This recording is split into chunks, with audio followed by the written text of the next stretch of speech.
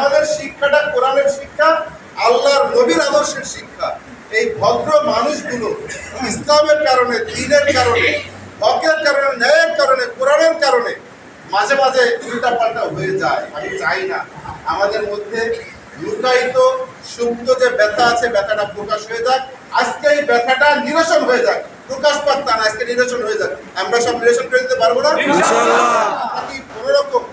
কোন রকম বিশৃঙ্খলাকে প্রশ্রয় দেবো না। আমাদের প্রিয় ভাই বলি, আমি তার কিছু বলেন না। তিনি কষ্ট পেয়েছে, ব্যথা পেয়েছে, আমি মনে করি তিনি যে কথা বলেছেন তার চোখের পানি পড়েছে, তার ব্যথাটা এখানে দূর হয়ে গিয়েছে, এটা আমাদের বিশ্বাস। তিনি তৃপ্তি পেলে, তিনি সন্তুষ্ট হলে আমরা সবাই সন্তুষ্ট হয়ে যাব, তাই না? তাকে ভালোবাসার কারণে, তাকে ভালোবাসি দুনিয়ার স্বার্থে নয়, তাকে ভালোবাসি ইসলামের স্বার্থে, কোরআনের স্বার্থে। তার ভালোবাসার কারণে আজকে আমরা এখানে এসেছি। অতএব সেই মানুষটার মনের থেকে কষ্ট চলে গেলে আমাদের কি আর কষ্ট দেখার দরকার আছে? না, আমরা তার কষ্ট ভুলিয়ে দিতে পারবো না। তবে আমার বিশ্বাস আফজাল ভাই তার কষ্ট ভুলাতে সক্ষম হয়েছে। এজন্যই তিনি দাঁড়িয়ে তার চোখের পানি ফেলে তার কষ্টটা আমাদের সামনে দূর করেছেন, তাই না প্রিয় ভাইরা? সুতরাং আজকে আমার আফজাল ভাই আমার সঙ্গে কারাগারে ছিল, অনেক অসুস্থ ছিল। আমি মনে করেছিলাম এই লোকটা হয়তো কারাগার থেকে আর বাইরে যাবে। একেবারে সত্য কথা বলছি, আমার কাছে মনে হয়েছিল এই লোকটা কারাগার থেকে হয়তো বাইরে যেতে পারবে না। এতটা অসুস্থ থেকে তিনি কারা জীবন পার করেছে। আমরা এক সংসারে খেতাম, বলা চলে এক প্লেটে খেতাম, এরকম। তখন অনেক খেয়াল করার সুযোগ হয়েছে। একেবারে অসামাজিক মানুষ আমরা তাকে বলতে পারি না, চরম ভদ্র মানুষ। কারাগারে পেয়েছি, আলহামদুলিল্লাহ। আবারও আমরা একসঙ্গে চলার চেষ্টা করছি। আমরা ভাই ভাই হয়ে সমাজে বসবাস করতে চাই।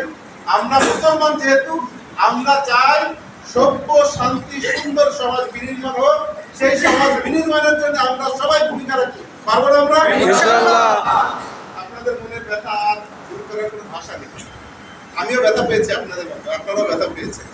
বলি আমি ব্যথা পেয়েছি, তার ব্যথা দূর হয়েছে, আমার হয়েছে। আপনাদের ব্যথা কি দূর হবে না? হবে।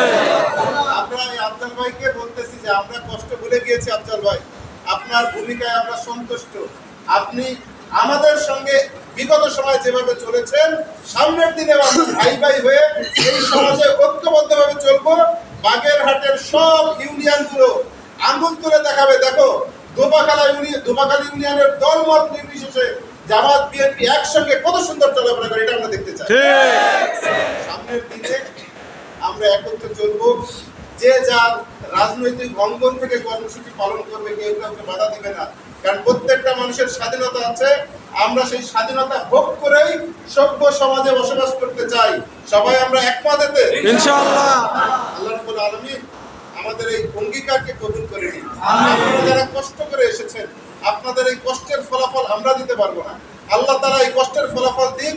আমরা সবাই শান্তিতে, সুশৃঙ্খলভাবে, সুন্দরভাবে এখান থেকে স্থান ত্যাগ করে যার যার কাজে চলে যাব।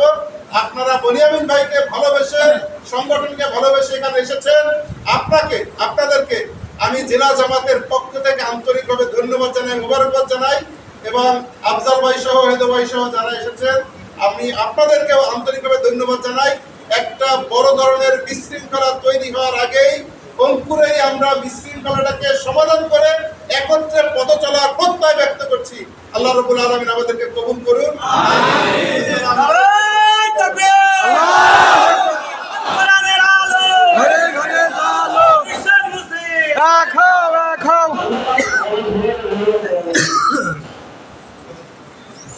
অনেকে নামাজ পড়েনি, আপনারা নামাজ পড়েন।